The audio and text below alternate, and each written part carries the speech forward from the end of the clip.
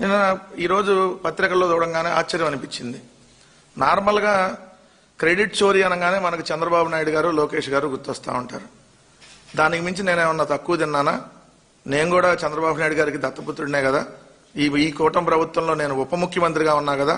నేను కూడా క్రెడిట్ చోరీ చేయకపోతే అట్లా అని పవన్ కళ్యాణ్కి ఎవరన్నా చెప్పారో మరి ఆయనకే వచ్చిందో కానీ ఈరోజు మీరు చూస్తే పదోన్నతులు ఇచ్చాం, ప్రజలకు సేవలు అందించండి. కూటమి ప్రభుత్వం వల్లే పంచాయతీరాజ్లో 10,000 మందికి పైగా పదోన్నతులు వచ్చినాయి అంట. అంటే ఏంటంటే ప్రమోషన్స్ ఇచ్చారంట. నేను అడుగుతా ఉన్నా సూటిగా, అసలు మీ శాఖలో ఏంటో మీకేమన్నా అవగాహన ఉందా పవన్ కళ్యాణ్ గారు? అసలు ఈ ఉద్యోగాలు ఏంటో, ఈ పదోన్నతులు ఏందో అసలు కనీసం మీకేమన్నా? ఎందుకంటే నార్మల్గా మీరు ఇంటర్మీడియట్ 3 సబ్జెక్టులు మూడు సార్లు చదివి ఒకటి కూడా పాస్ అవ్వలేదు కాబట్టి సరే మీకు అవగాహన లేకపోయినా కనీసం మీ డిపార్ట్మెంట్లో ఉన్నటువంటి వాళ్ళందరినీ కనుక్కొని కనీసం మాట్లాడితే బాగుండేది కదా. ఏం చెప్తాడు ఆయన? 2 దశాబ్దాల పాటు పనిచేసిన పదోన్నతులు లేక చాలా మంది ఎంపీడీఓలు వీడియోలు మిగిలిపోయారు. వాళ్ళకి ఎక్కడ ప్రమోషన్స్ రాలేదు. మేము వచ్చినాక ఈ రాష్ట్రంలో లేని విధంగా 10,000 మందికి పదోన్నతులు ఇచ్చామని చెప్తున్నాం. అంటే ప్రమోషన్స్. ఎవరికైనా ప్రమోషన్ వస్తే శాలరీ పెరుగుతుంది, ఇంక్రిమెంట్ ఉంటాయి, ఎన్ని ఉంటాయి కదా. మరి 10,000 మందికి మీరు ఎక్కడ ఇస్తే ప్రమోషన్లు, మరి వానికి సంబంధించినటువంటి జీవో ఏది? వాళ్ళకి ఎక్కడ శాలరీలు పెరిగినాయి అన్న ఇచ్చారా మీరు? అసలు ఏంటి దీనికి సంబంధించి అంటే జగన్మోహన్ రెడ్డి గారు ముఖ్యమంత్రిగా ఉన్నప్పుడు తీసుకున్నటువంటి డెసిషన్, అప్పటి నుంచి ఉన్నటువంటి దాన్ని ఇప్పుడు వీళ్ళ ఖాతాలో వేసుకుంటున్నారు. ఏంటది?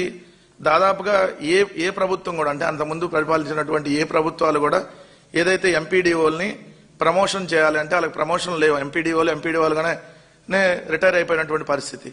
కానీ వాళ్ళకి ప్రమోషన్ ఇవ్వాలనేటువంటి దానిలో భాగంగా ఏదైతే డిస్ట్రిక్ట్ దానికి సంబంధించి ప్రమోషన్లు ఏదైతే ఇవ్వాలి అనేటటువంటి ఆలోచనలో భాగంగా పంచాయతీరాజ్ శాఖలో డివిజనల్ డెవలప్మెంట్ అధికారి అనేటటువంటి ఒక పోస్టుని జగన్మోహన్ రెడ్డి గారు ఉన్నప్పుడు క్రియేట్ చేశారు. 39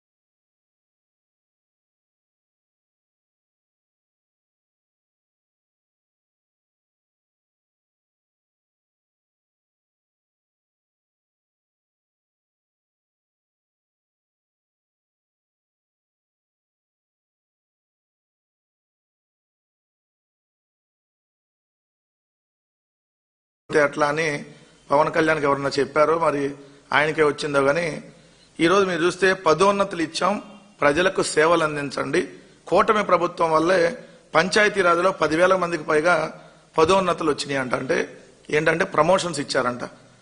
నేను అడుగుతా ఉన్నా సూటిగా, అసలు మీ శాఖలో ఏంటో మీకేమన్నా అవగాహన ఉందా పవన్ కళ్యాణ్ గారు?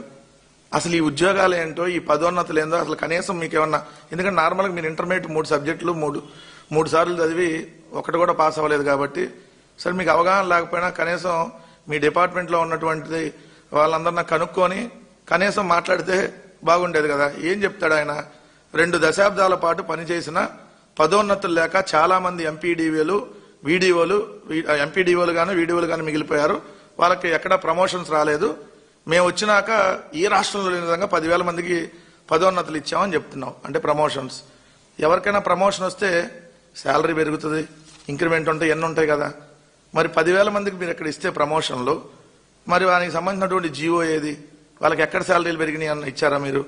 అసలు ఏంటి దీనికి సంబంధించి అంటే జగన్మోహన్ రెడ్డి గారు ముఖ్యమంత్రిగా ఉన్నప్పుడు తీసుకున్నటువంటి డెసిషన్, అప్పటి నుంచి ఉన్నటువంటి దాన్ని ఇప్పుడు వీళ్ళ ఖాతాలో వేసుకుంటున్నారు. ఏంటది? దాదాపుగా ఏ ప్రభుత్వం కూడా, అంటే అంతకుముందు పరిపాలించినటువంటి ఏ ప్రభుత్వాలు కూడా ఏదైతే ఎంపీడీఓల్ని ప్రమోషన్ చేయాలి అంటే వాళ్ళకి ప్రమోషన్ లేవు. ఎంపీడీఓలుగానే రిటైర్ అయిపోయినటువంటి పరిస్థితి. కానీ వాళ్ళకి ప్రమోషన్ ఇవ్వాలనేటటువంటి దానిలో భాగంగా ఏదైతే డిస్ట్రిక్ట్ దానికి సంబంధించి ప్రమోషన్లు ఏదైతే ఇవ్వాలి అనేటటువంటి ఆలోచనలో భాగంగా పంచాయతీరాజ్ శాఖలో డివిజనల్ డెవలప్మెంట్ అధికారి అనేటటువంటి ఒక పోస్టుని జగన్మోహన్ రెడ్డి గారు ఉన్నప్పుడు క్రియేట్ చేశారు. 30/9/2020 సంవత్సరంలో జియో నెంబర్ 674, దానికి సంబంధించి మొత్తం చూడండి. ఆ జియో నెంబర్ 674 డేటెడ్ ఆన్ 30/09/2020.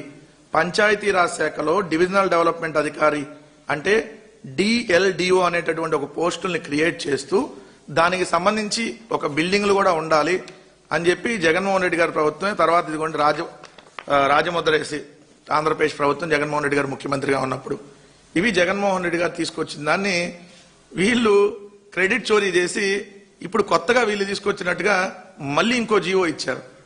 అదేమో ఏదైతే డివిజనల్ డెవలప్మెంట్ అధికారి, ఇది కూడా డివిజనల్ డెవలప్మెంట్ అధికారి. అక్కడేమో డిఎల్డిఓ అని ఉంటుంది, ఇక్కడేమో డిడిఓ ఉంటుంది. మధ్యలో ఈయన ఇంటర్మీడియట్ ఫెయిల్ అయి ఉన్నాడు గట్ట ఎల్ ఎత్తేసి కొత్త జీవో ఇచ్చాడు. సో డిఎల్డిఓ అన్న డిడిఓ అన్న ఒకటే, divisional development officer. Same divisional development officer. DLDO అన్న డిడిఓ అన్న ఒకటే. కానీ డిఎల్డిఓగా జగన్మోహన్ రెడ్డి గారు వస్తే దానికి ఇప్పుడు పేరు మార్చి క్రెడిట్ కొట్టేస్తూ డిడిఓగా మొన్న 7/4/2025 ఏదైతే వీళ్ళు జీవో ఇచ్చారు, ఇచ్చి ఏదో పదోన్నతులు ఇచ్చేసాం అంటున్నాడు.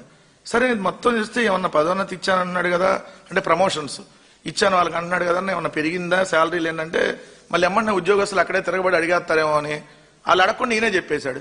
ఏమని?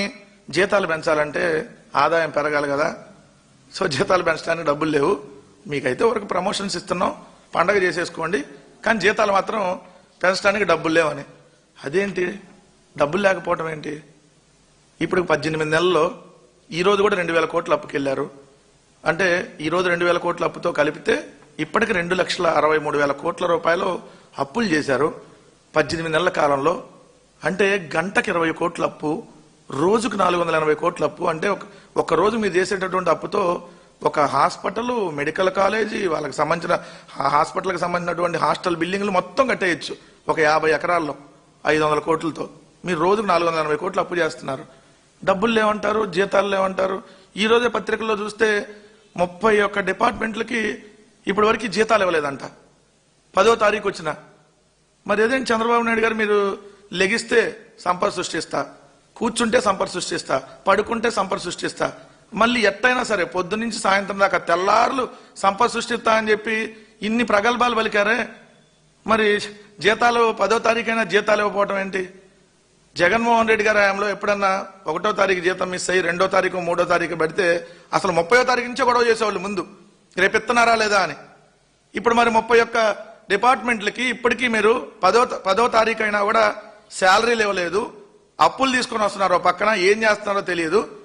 మళ్ళీ ఏడేమో మేము ప్రమోషన్లు ఇచ్చాం, పండగ చేసుకోండి అన్నట్టుగా వాళ్ళ మీద మీరు మాట్లాడటం ఏంటి? నేను సూటిగా అడుగుతా ఉన్నా, మీరు ఎన్ని రకాల క్రెడిట్ చోరీలకి ఇప్పటి వరకు పాల్పడతా ఉన్నారో ప్రజలందరూ చూస్తానే ఉన్నారు. సరే, ఆ క్రెడిట్ చోరీని కొద్దిసేపు పక్కన పెట్టి చాలా క్రెడిట్ చోరీలు ఉన్నాయి, అది చెప్పే కంటే ముందు ఇంకా ఈయన ప్రెస్ మీట్లో అదే నిన్న మాట్లాడి ఏమంటాడు, ఉద్యోగులపై రాజకీయ నాయకులు దాడులు చేస్తే క్షమించేది లేదు. మళ్ళీ క్షమించేది లేదు. మరి అటవీ శాఖ కూడా నీ డిపార్ట్మెంటే కదా. బుడ్డా రాజశేఖర రెడ్డి అని ఒక ఎమ్మెల్యే ఉన్నాడు, శ్రీశైలం, మీ కూటమి ఎమ్మెల్యేనే కదా. ఏదైతే అటవీ శాఖ అధికారులని చిత్రహింసలకు గురి చేశాడు, రాత్రిల్లా కారులో ఎక్కించుకొని తెల్లారిదాకా వాళ్ళకి పిచ్చకొట్టుడు కొట్టి ఇది చేస్తే, మరి నీ డిపార్ట్మెంట్ ఉద్యోగుల్ని నీ కూటమి ఎమ్మెల్యే కొడితే మరి ఎందుకు క్షమించేసి వదిలేసావు? ఎందుకు తెలుగుదేశం వాళ్ళు మళ్ళీ నిన్ను క్షమించరానే? నిన్ను క్షమించకుండా నిన్ను కూడా వదలరని చెప్పి భయపడ్డావా? నువ్వు ఇచ్చేటటువంటి స్టేట్మెంట్లేమో సినిమాల్లో హీరోలాగా డైలాగులుగా చెప్పడానికి ఉంటాయి, ఇంప్లిమెంటేషన్లో చూస్తే కనీసం కమెడియన్ లాగా, కనీసం ఆ కమెడియన్ చేసేటటువంటి ఆ కామెడీకి కూడా పనికిరావు. లేకపోతే మరి నువ్వే ఇచ్చే స్టేట్మెంట్లో ఉద్యోగులపై రాజకీయ నాయకులు దాడులు చేస్తే మరి ఎందుకు క్షమించి వదిలేసావు? నీ డిపార్ట్మెంటే కదా, దానికి సమాధానం చెప్పాలి కదా.